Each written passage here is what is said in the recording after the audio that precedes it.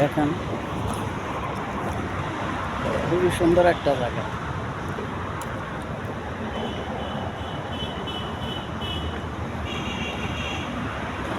মানে নীরব।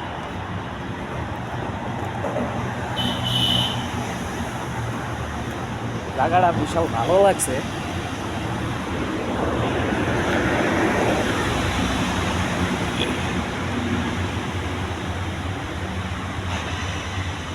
আসলে মানুষকে ভালোবাসা কতটুক দিতে পারছি তা জানি না, আর দিতে পারবো কিনা তা বলতে পারি না।